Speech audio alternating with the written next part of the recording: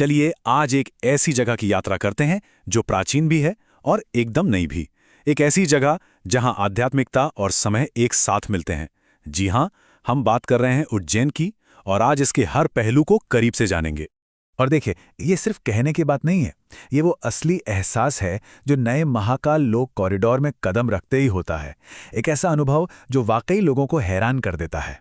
तो हमारी ये यात्रा शुरू होती है महाकाल लोक कॉरिडोर से, जो उस प्राचीन मंदिर तक जाने वाला एक शानदार भव्य रास्ता है। ये कोई छोटा मोटा रास्ता नहीं है, बल्कि पूरे 920 मीटर लंबा एक विशाल गलियारा है। और इसे इसलिए बनाया गया है ताकि जो भी तीर्थयात्री यहाँ आएं उन्हें विश्व स्तरीय सुविधाएं मिल सकें।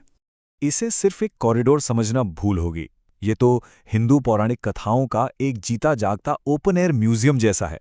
सोचिए, यहाँ 192 मूर्तियां हैं, शिव के जीवन को दिखाती 53 बड़ी बड़ी तस्वीरें हैं और 108 खंबे हैं जिन पर पवित्र त्रिशूल बने हैं। और रात में जब ये सब सुनहरी रोशनी में नहाता है तो नज़ारा देखने लायक होता है।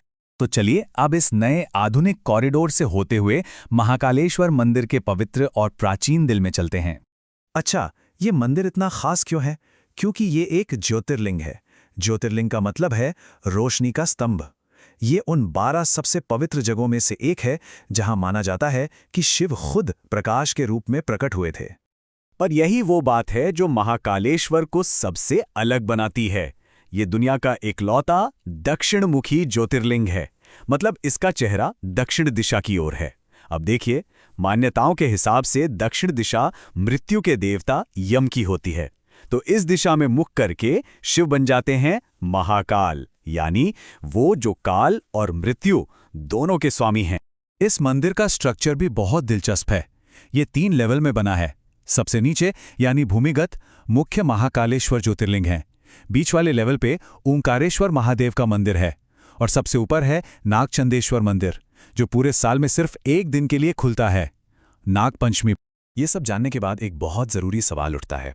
इस मंदिर की जो सबसे पहली प्रार्थना होती है सुबह सुबह, उसमें ऐसा क्या है जो उसे इतना खास बनाता है? इसका जवाब है भस्म आरती, मंदिर का सबसे अनोखा और सबसे ज्यादा चाहा जाने वाला अनुष्ठान। लेकिन भस्म आरती को समझने से पहले भस्म का मतलब समझना जरूरी है। भस्म यानी पवित्र राख। ये उस परम सत्य का प्रतीक है कि इस दुनिया की हर चीज आखिर में राख बन जाती है, मतलब जीवन और मृत्यु का चक्र। और ये अनुभव सच में अविश्वसनीय माना जाता है। ये भारत की सबसे पहली सुबह की आरती है जो हर रोज ठीक 4 बजे होती है। पूरी दुनिया में और कोई ऐसी जगह नहीं है जहां शिव को भस्म यानी राख से जगाया जाता हो। एक समय था जब ये भस्म शमशान की ताज़ा चिता से लाई जाती थी, जो जीवन के अंतिम सत्य का प्रतीक थी। पर अब इसे पूरी पवित्रता से गाय के गोबर के कंडों से तैयार किया जाता है। और मान्यता ये है कि इस आरती में शामिल होने से अकाल मृत्यु का डर खत्म हो जाता है और सारे पाप धुल जाते हैं। तो सवाल यह है कि इस दिव्य अनुभव का हिस्सा बना कैसे जाए। चलिए इसके प्रैक्टिकल तरीके देखते हैं। इसका प्रोसेस पूरी तरह ऑनलाइन है। आपको उनके ऑफिशियल वेबसाइट पर जाना है, एक वैलिड फोटो आईडी से रजिस्टर करना है, भस्म आरती का ऑप्शन चुनना है, अपनी तारीख चुननी है और बस कंफर्मेशन स्लिप डाउनलोड कर लेनी है। हाँ, कुछ बातें जरूर ध्यान में रखनी चाहिए। एंट्री सुबह 2:30 बजे ही शुरू हो जाती है। पुरुषों के लिए धोती और महिलाओं के लिए साड़ी पहनना जरूरी है। बुकिंग कम से कम 7 से 15 दिन पहले करवानी होती है, खासकर त्योहारों के समय। और हाँ, अंदर फोटोग्राफी या बड़े बैग ले जाना बिल्कुल मना है। ये सब हमें वापस उसी एक सवाल पर ले आता है जिससे हमने शुरुआत की थी। शिव को यहाँ महाकाल यानी समय का स्वामी आखिर क्यों कहा जाता है? पता है, इसका जवाब सिर्फ आध्यात्मिकता में नहीं बल्कि विज्ञान और खगोल विज्ञान में छिपा है। और ये उज्जैन के इतिहास का शायद सबसे हैरान करने वाला पहलू है। आपको शायद यकीन ना हो, लेकिन हजारों सालों तक उज्जैन दुनिया के लिए समय का केंद्र था। भारत का ग्रीनविच, वो प्राचीन प्रधान मध्याह्न रेखा जहां से पूरी दुनिया का समय और स्थान तय होता था।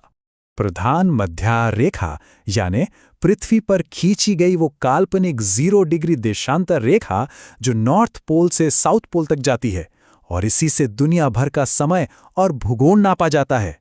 आज ये रेखा इंग्लैंड के ग्रीनविच से गुजरती है।